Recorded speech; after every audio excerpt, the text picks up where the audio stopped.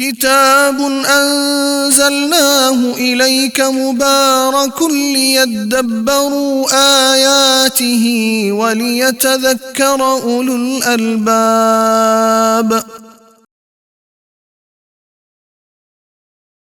آگے آیت 73 سے 75 میں بہتر لوگ کون ہیں اور بدتر لوگ کون ہیں، دونوں کا تذکرہ ہے کہ جب پڑھی جاتی ہیں ان پہ وہ آیتیں جو بڑی کھلی ہیں، کافر کہتے ہیں ایمان والوں کو ای الفریقین خیر مقاما، کون بہت اچھا ہے بھی مقام میں، اور احسن ندیہ، اپنی محفلوں میں، یعنی فلانٹ کرتے تھے اپنی محفلوں، اپنی گیدرنگ، اپنی شادیوں، اپنی دعوتوں، پارٹیز کو دوسروں سے ریلیٹ کرتے تھے اور پھر اس طرح کا فخر کرتے تھے، اچھا اب ہم تو تم سے بڑا پروگرام کر کے دکھائیں گے۔ اللہ تعالیٰ کہتے ہیں ٹھیک ہے، کل جب اللہ کے سامنے آئیں گے لگ پتہ جائے گا کس کی شان زیادہ تھی کس کی کم۔ آیتوں کے اس ٹکڑے کو آپ اس لیے رکھ لیجئے کہ اللہ نے اگر نعمتیں دی ہیں تو اس کو استعمال کیجئے، لیکن صرف لوگوں کو دکھانے اور لوگوں کو خوش کرنے کے لیے صرف بڑی بڑی محفلیں سجانا اور خوبصورت سیٹنگز کر کے لاکھوں بلکہ کروڑوں روپیہ خرچ کر کے ایک شادی کا ہال سیٹ کرنا، یہ ظلم کی بات ہے۔ پھر آگے دیکھیں گے تو الباقیات الصالحات، یعنی اس مال کو اللہ کے رستوں میں لگاؤ، ان کو آخرت کی آن گوئنگ گڈ ڈیڈز میں چینج کر دو۔ وَيَزِيدُ اللَّهُ الَّذِينَ اهْتَدَوْا هُدًى وَالْبَاقِيَاتُ الصَّالِحَاتُ خَيْرٌ عِندَ رَبِّكَ ثوابًا وخیر مردا۔ کیا پتہ چلا، جن کو ہدایت ملتی ہے اور پھر اللہ ان کی ہدایت اور بڑھاتا ہے۔ کیا آپ کی ہدایت بڑھ رہی ہے؟ الحمدللہ۔ اب دیکھیے، آپ کھانا کھائیں گے نا، آپ کو اور بھوک لگے گی۔ بڑے کہتے تھے کہ بھوک اور نیند جتنی مرضی بڑھا لو۔ میں اس میں ایک جملہ ایڈ کر دیتی ہوں، ہدایت کی طلب بھی جتنی مرضی بڑھا لیں۔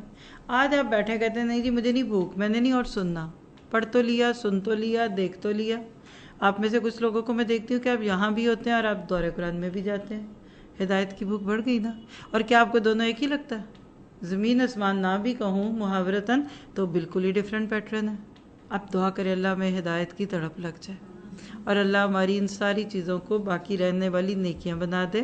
پھر آیت 77 سے 80 میں کیا مال اور اولاد کی کثرت اللہ کی رضا کی علامت ہے؟ یعنی جن کو اللہ نے یہ دونوں چیزیں بہت دی تو اس کا اندر کہ اللہ ان سے بہت راضی ہے، ایسا نہیں ہے، بلکہ یہ آزمائشیں بھی ہیں، اور ان کو صحیح رکھیں گے تو اللہ کی رضا بھی ملے گی اور خوشی بھی ملے گی، اور اس کا اپوزٹ بھی ہے۔ لیکن افرأیت الذی کفر سے لے کر بات جو شروع کی وَنَرِثُهُ مَا یقول وَیَأْتِینَ فَرْدًا، اینڈ پہ اللہ نے اس بات کو بتا دیا کہ میرے پاس تم نے سب نے اکیلے آنا ہے۔ دیکھیے 10 بیٹوں کا باپ بھی قبر میں اکیلا ہی جائے گا، 6 بیٹیوں کی ماں بھی اپنا حساب خود دے گی، تو فردن فردن اپنے محاسبے کی فکر کرنی ہے۔ پھر آیت 81 سے 82 جن پہ تکیہ تھا وہی پتے ہوا دینے لگے۔ کچھ لوگوں پہ تکیہ لگا کر یا ان پہ ریلائے کرتے ہوئے لوگ دنیا میں غلط کام کرتے ہیں، اسی کا یہاں تذکرہ ہے۔ وَاتَّخَذُوا مِن دُونِ اللَّهِ آلِهَةً، کیا انہوں نے اللہ کے سوا کچھ اور الہ بنا لی ہیں؟ کیا پتہ چلا کہ اللہ کے سوا کسی پہ بھروسہ نہ کیجیے۔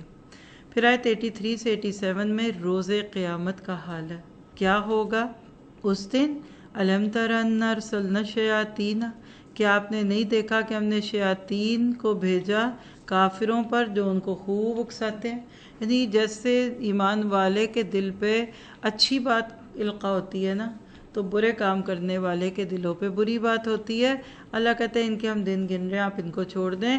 اور اس کے برعکس یوم نحشر المتقین الی الرحمن وفدا، یہ بڑی پیاری آیت ہے۔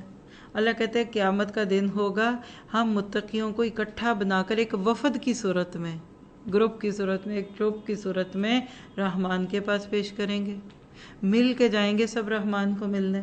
اس کے برعکس وَنَسُوقُ الْمُجْرِمِينَ إِلَى جَهَنَّمَ وِرْدًا، ہم مجرموں کو جہنم کی طرف پیاسا ہانکیں گے، جانوروں کو جیسے لے کے جایا جاتا ہے۔ لا يملكون الشفاء، کوئی اختیار نہیں رکھیں گے سفارش کا، ہاں إِلَّا مَنِ اتَّخَذَ عِندَ الرَّحْمَنِ عَهْدًا۔ کیا پتہ چلا قیامت کے روز کا منظر آنکھوں سے دیکھ لو۔ پھر آگے آیت 88 سے 95 میں بدترین شرک کسی کو اللہ کی اولاد قرار دینا۔ یہ آیتیں بھی آپ نوٹ کر سکتے ہیں ایسے لوگوں کے لیے جو کسی نبی کو یا پھر فرشتوں کو اللہ کی اولاد قرار دیتے ہوں۔ پھر آیت 96 میں نیک لوگوں کے لیے دنیا میں انعام ہے، اللہ آپ کو مجھے دنیا میں نیکیوں کی توفیق دے دے۔ ان الذین آمنوا وعملوا الصالحات سیجعل لہ الرحمن ودا۔ آپ کو پتہ ہے کیا انعام ہے؟ ود مل جاتی ہے، اللہ دلوں میں محبت ڈال دیتا ہے۔ جو اخلاص کے ساتھ سچ کے ساتھ اللہ کے لیے نکلے گا، اللہ اس کا ایک نقد انعام دیتا ہے کہ دنیا میں اس کے لیے دلوں میں محبت ڈلتی ہے۔ اور اس کا اپوزٹ بھی ہے، غلط کام کرنے والوں کو لوگ گھنٹوں دیکھ لیں گے، گھنٹوں سن لیں گے، لیکن ان سے محبت وہ نہیں ہوگی کہ خود ایسا بننا چاہے یا ان کی اولاد ایسے بننا چاہے۔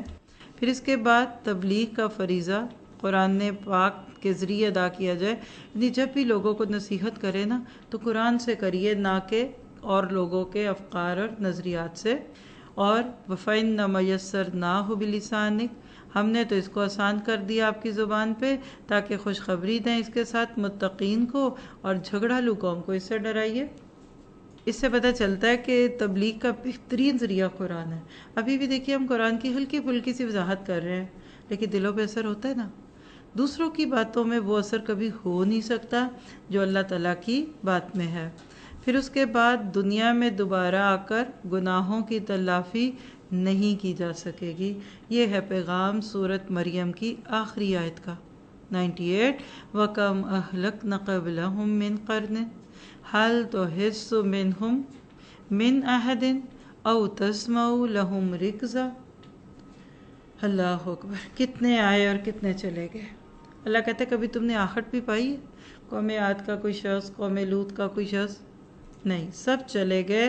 ایک دفعہ جو چلا گیا وہ دوبارہ واپس نہیں آئے گا۔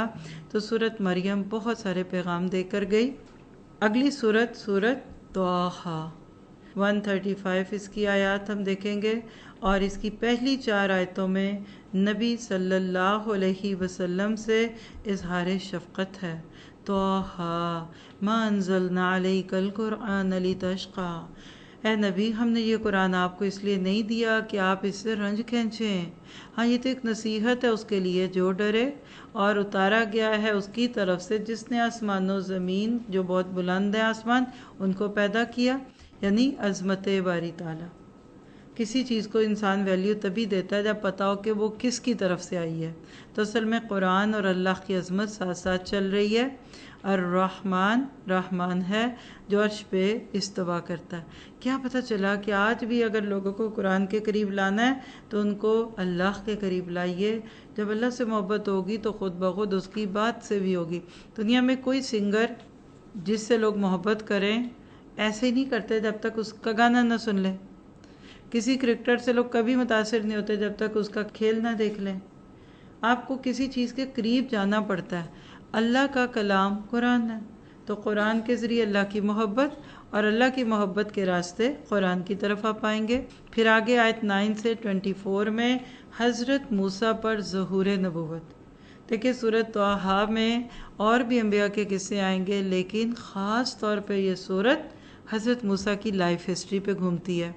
وَهَلْ أَتَاكَ حَدِيثُ مُوسَىٰ، اور کیا آپ کے پاس موسیٰ کی بات آ گئی جب انہوں نے آگ دیکھی اور اپنی بیوی سے کہا کہ آپ ادھر بیٹھیے میں جا کر دیکھتا ہوں تاکہ آپ کے لیے کچھ چنگارے لے آؤں اور یا کوئی مجھے راستہ بھی مل جائے۔ یعنی مدین سے مصر واپسی، 10 سال وہاں رہنے کے بعد بیوی بچوں کو لے کر بیک ہوم آ رہے تھے اور راستے میں نبوت مل گئی۔ گئے تھے آگ لینے، پیغمبری مل گئی۔ زندگی میں ایسے خوبصورت سے معجزات ہر ایک کے ساتھ ہو سکتے ہیں۔ یہاں اس میں جو آپ کے میرے لیے بات ہے وہ کیا ہے کہ ایک اچھے شوہر کی طرح حضرت موسیٰ اپنی بیوی کی ٹیک کیئر کر رہے ہیں۔ دیکھیے مرد کی قوامیت ہی یہ ہے کہ وہ مرد بنے۔ آج ہم مردوں کو ریلیکس فیل کرائیں اور عورتیں مرد بن کر بازاروں میں جائیں اور کمائیں اور چیزیں خریدیں، فطرت کے خلاف ہے۔ اس سے گھر کا ماحول خراب ہوگا۔ پھر دوسری بات ہے کہ ان کو خود بھی نہیں پتا تھا کہ میرے ساتھ آگے کیا ہوگا۔ تو کبھی کبھی کچھ نعمتیں، اور خاص طور پہ میں کہتی ہوں کہ قرآن کی وجہ سے جو آپ کو برکتیں ملنی ہوتی ہیں نا، آپ پہلے اس کا تصور بھی نہیں کر رہے ہوتے۔ یہ صرف اللہ کی شان ہے، وہ آپ کو یہ دے دیتا ہے۔ پھر اس کے بعد حضرت موسیٰ نے اس موقع پہ جو اللہ تعالیٰ سے وصول کیا، اخذ کیا، اس میں جو 2 معجزات ان کو دیے گئے، یہ ساری چیزیں پا کر موسیٰ علیہ السلام کی زبان پر کچھ دعائیں آتی ہیں اور پھر ان کی قبولیت۔ اس کا تذکرہ آیت 25 سے 36 میں ہے، اور مشہور دعا ہے رب اشرح لی صدری ویسر لی امری واحلل عقدۃ من لسانی یفقہوا قولی واجعل لی وزیرا من اہلی ہارون اخی اشدد بہ ازری واشرکہ فی امری کی نسبحک کثیرا ونذکرک کثیرا انک کنت بنا بصیرا۔ یہاں تک ہے۔ اکثر ہم شروع تک پڑھتے ہیں نا، شروع کے چند جملے پڑھتے ہیں، پوری پڑھیں۔ دیکھیے حضرت موسیٰ نے اس میں سینے کے کھلنے کی بات کی، اپنے کام کی آسانی کی بات کی، زبان کی گروں کو کھولنے کی بات کی، لوگ میری بات سمجھ جائیں۔ کلیئرٹی آف سپیچ بہت بڑی نعمت ہے۔ آپ کی بات دوسرے کو سمجھ آ جائے تو کام بھی ہو جائے گا۔ ہم کلیئر نہیں ہوتے، ایمبیگوٹی ہے ہمارے اندر، تو یہ مانگیے، یہ دعا اس نیت سے بھی مانگے۔ پھر ایک اور ہمیں گلہ ہوتا ہے دین پہ آ کے، گھر والے ساتھ نہیں دیتے، تو وَاجْعَلْ لِي وَزِيرًا مِنْ أَهْلِي، گھر والوں کا ساتھ مانگیے۔ اور اللہ نے پھر ہارون کا نام ادھر دے کر آپ کو مجھے احساس دلا کہ ہم بھی اپنے بھائی بہنوں کے لیے نہ صرف یہ کہ دعائیں کریں بلکہ ان کو نیکیوں کے اس کام میں شریک کریں۔ اس سے پتہ چلتا ہے ایک اکیلا 2 11۔ خاندان اور فیملی والے مل کر جب دین کا کام کرنے لگتے ہیں نا، تو پھر دنیا ہے حیاتاً طیبہ۔ پھر نہ گھر میں جھگڑے، نہ باتیں، نہ آنے پہ ڈر، نہ جانے پہ ڈر، بلکہ پوری فیملی مل کر اللہ کے دین کو سرو کرتی ہے، اور اللہ آپ کے میرے گھرانے کو اس کے لیے قبول فرما لے۔ آگے آیت 37 سے 40، دشمن کے گھر پرورش۔ وہ اللہ ہی کیا ہے جو فرعون سے ڈر جائے؟ جس بچے کے پیدا ہونے سے ڈر کر فرعون نے ہزاروں بچے قتل کروا دیے، اللہ اس بچے کو فرعون کے گھر میں ہی لا رہا ہے۔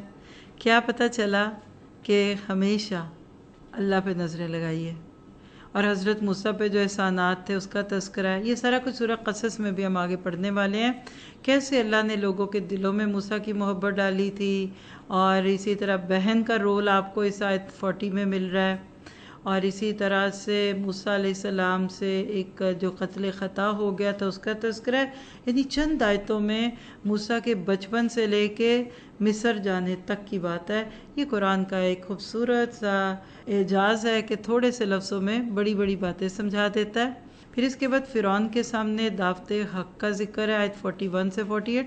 اور آپ نوٹ کر رہے ہیں کہ موسیٰ کی سیرت ہے یہ ترتیب کے ساتھ، ایک کے بعد ایک کے بعد، یعنی اب یہاں نبوت جب مل گئی تو اس کے بعد فرعون کے سامنے آگے۔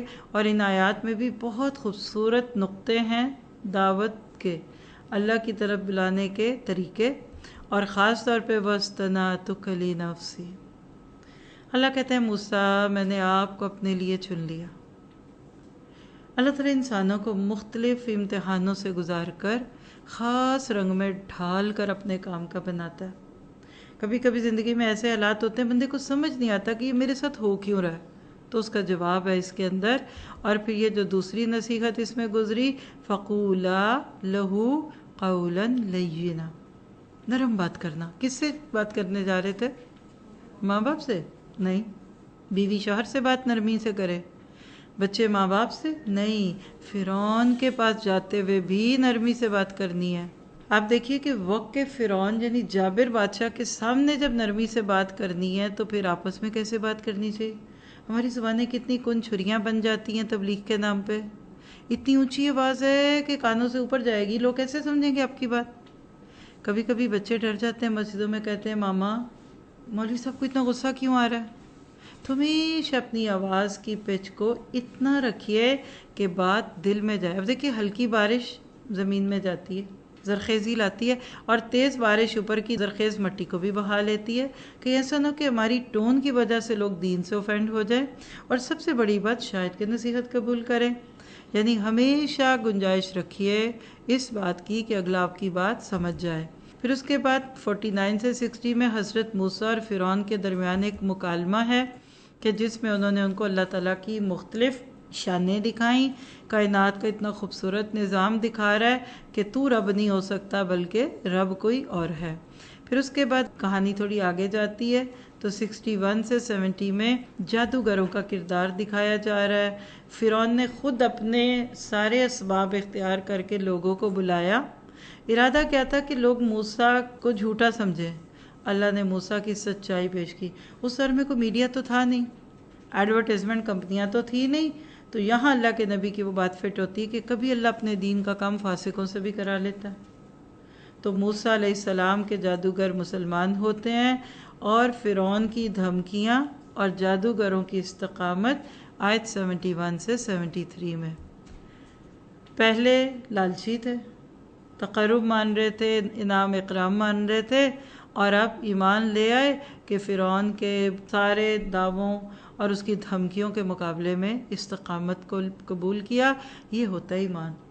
جس کو اللہ کے وجود کا یقین آ جاتا ہے نا، وہ پھر سولی پہ چڑھائے جانے، ہاتھوں کے کٹائے جانے سے بھی نہیں ڈرتا۔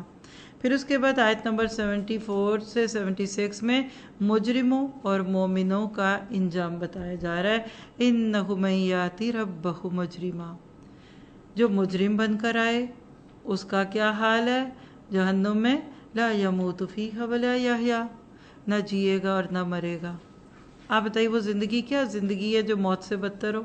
اس کے برعکس وَمَن یَأْتِهِ مُؤْمِنًا، جو ایمان کی حالت میں آئے گا، وَقَدْ عَمِلَ الصَّالِحَاتِ، پھر عمل بھی اچھے کیے ہوں گے، فَأُولَٰئِکَ لَهُمُ الدَّرَجَاتُ الْعُلَىٰ، ان کے لیے بلند درجے ہوں گے جنتیں ہمیشگی کی۔ اب میں اور آپ سوچیں، ہم کرمنل بن کے جانا چاہتے ہیں وہاں یا بلیور بن کے جانا چاہتے ہیں؟ پھر آگے کہانی بڑھتی ہے تو 77 سے 79 میں فرعون اور اس کے لشکروں کی ہلاکت کا منظر ہے۔ ہر فرعون کا بالآخر یہی انجام ہوگا، اور یہ انجام کتنی جلدی ہوگا یہ اس دور کے مسلمان ڈیسائیڈ کریں گے۔ جتنا اللہ اور اس کی کتاب سے جڑیں گے، اللہ ان کے دشمنوں کے مقابلے میں کافی ہوگا ان کو۔ اب یہاں قصہ ان کا کلوز ہو رہا ہے 80 سے 82 میں بنی اسرائیل پر اللہ تعالیٰ کے انعامات اور پھر ان کو شکر گزاری کی تلقین۔ اور مجھے تو ایسے لگتا ہے کہ یہاں یا بنی اسرائیل نہیں، یا امت محمد ہے۔ اور قد انجیناکم من عدوکم میں فرعون نہیں ہے، ہمیں کہا جا رہا ہے کہ تمہیں بھی تو میں نے نجات دی، تمہیں بھی تو سب کچھ دیا، لیکن تم نے وہ حق ادا نہیں کیا۔ سب محاسبہ کریں ہم اپنا، کیا ہم نے آزادی پا کر اللہ کا حق ادا کر دیا، اور کیا آج ہم ایک شکر گزار قوم ہیں؟ پھر اس کے بعد آیت 83 سے 85 میں حضرت موسیٰ کے ایک عمل کو سامنے رکھتے ہوئے ایک پیغام ہے کہ عجلت پسندی مناسب نہیں۔ دیکھیے سستی اور چیز ہے، لیکن عجلت کیا ہے کہ وقت سے پہلے کام کر لیا جائے۔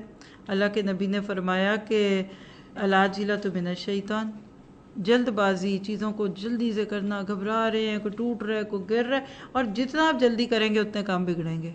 سکون، ٹھہراؤ ہونا چاہیے، مومن کی آواز میں، مومن کے چلنے میں ایک وقار ہونا چاہیے، اور اس طرح ہر وقت ہی بھاگ دوڑ۔ اور آپ دیکھیے کہ اب دن بدن ہر ایک بھاگ رہا ہے، سڑکوں پہ رش ہے، بازاروں میں ایسے ہے، قطاروں میں لگے ہوئے لوگ گھبرا رہے ہیں، جلدی کرے جلدی۔ ہم تو مسجد سے نکلتے ہوئے گاڑی نکالنے کے لیے بھی پریشان ہیں، تو ہمیشہ اپنے اندر ٹھہراؤ لائیے۔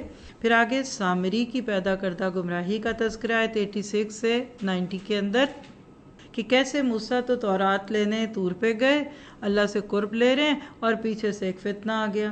اپنی اولادوں کے لیے ہمیشہ فکر کیا کریں، ایسا نہ ہو کہ آپ تو پڑھا رہی ہیں اور آپ کے بچے نہ جانے پیچھے سے فون اور کمپیوٹر سے کیا دیکھ رہے ہیں۔ آپ کہیں گے اچھا پھر میں یہ کرنا چھوڑ دوں؟ نہیں، آپ گھر میں رہ کر بھی نہیں ان کو چیز کر سکتی۔ کون سی ماں ہے جو سارا وقت بچے کے سر پہ بیٹھی رہے گی؟ اور بچوں کو آپ سے زیادہ آتا ہے کمپیوٹر، فون۔ کریں کیا؟ وہی کریں جو حضرت یوسف کے ساتھ یعقوب نے کیا تھا، بچوں کے دل میں تقوی اور اللہ کی محبت ڈال دیں۔ اور آگے پھر آیت 99 سے 112 میں قیامت کی ہولناکی ہے۔ جب وہ دن آ جائے گا اس دن کلیجے حلق میں آنے لگیں گے، پھر پتہ چلے گا کہ ہم نے اپنی زندگی کن کاموں میں ڈال دی تھی۔ اور یومئذ یتبعون الداعی، جب سور کی آواز آئے گی نا تو لوگ اس وقت اپنی قبروں سے ایسے نکلیں گے، بھیگی بلیاں بنے ہوئے ہوں گے، پن ڈراپ سائلنس ہوگا، ہر ایک اپنے بارے میں پریشان ہوگا۔ وَانَتِ الْوُجُوهُ لِلْحَيِّ الْقَيُّومِ، ساری اکڑی ہوئی گردنیں اس دن رب کائنات کے آگے جھک جائیں گی۔ اللہ ہمیں اس دنیا میں جھکا دے، اور اب اینڈ پہ 113 میں مقصد نزول قرآن ہے۔ یہ قرآن کی اترا چومنے اور چاٹنے کے لیے نہیں، وَكَذَلِكَ أَنزَلْنَاهُ قُرْآنًا عَرَبِيًّا، یہ عربی کا قرآن ہم نے کیوں دیا، اور اس کے اندر بار بار ہم وعید کیوں دیتے ہیں؟ تاکہ ڈر جاؤ۔ تو آپ دیکھتے ہیں کبھی موسیٰ کا قصہ سورۃ الاعراف میں آتا ہے، پھر سورۃ بقرہ میں پڑھا تھا، پھر آ رہا ہے، تو بار بار ان چیزوں کو سن کر اپنے لیے عمل لیجئے۔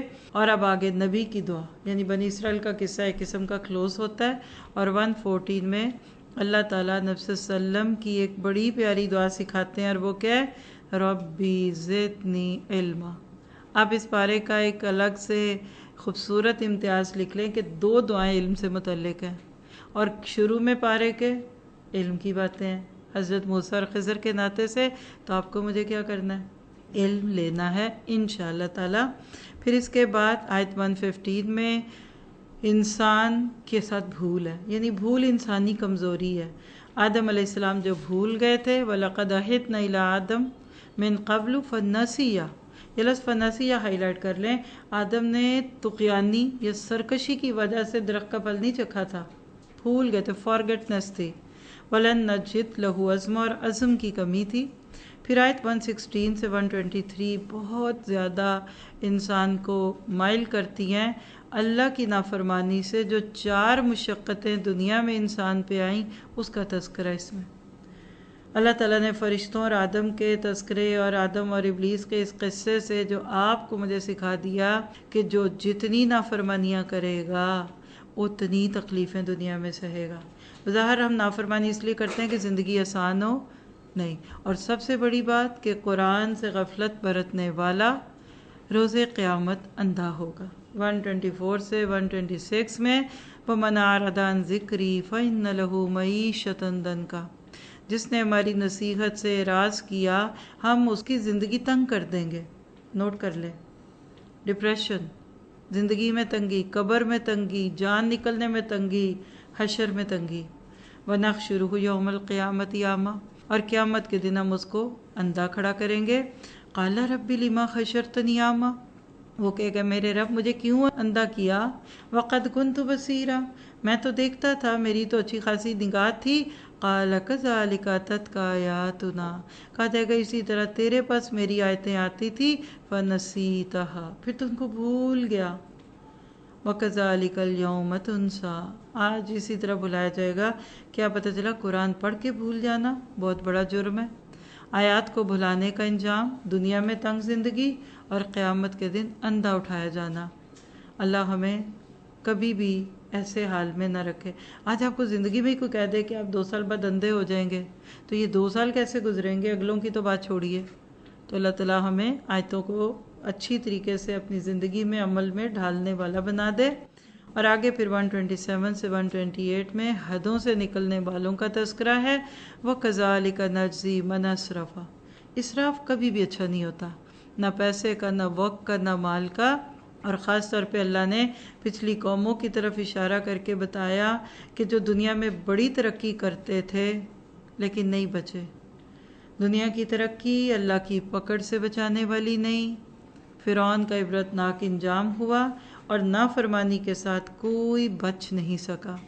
پھر آگے آیت 129 میں جزائے اعمال کے لیے میعاد مقرر ہے، یعنی اللہ نے ایک مقرر مدت سب کو دی، اچھے کام کر لو یا برے کر لو۔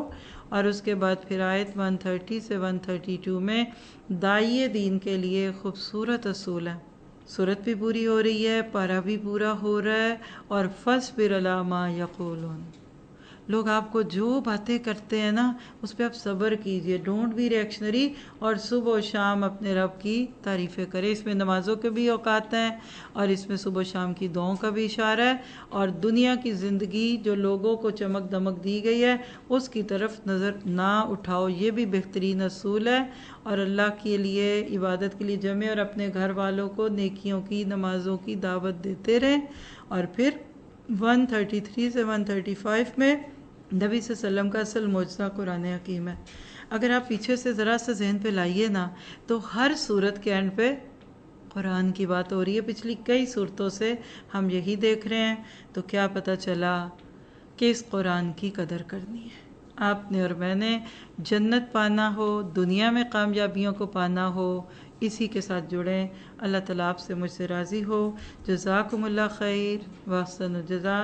सुब्हान रब्बिका रब्बिल इज़्ज़ति अम्मा यसिफून व सलामुन अलल मुरसलीन वल्हम्दुलिल्लाहि रब्बिल आलमीन। आमीन। كتاب أنزلناه إليك مبارك ليدبروا آياته وليتذكر أولو الألباب كتاب أنزلناه إليك مبارك ليدبروا آياته وليتذكر أولو الألباب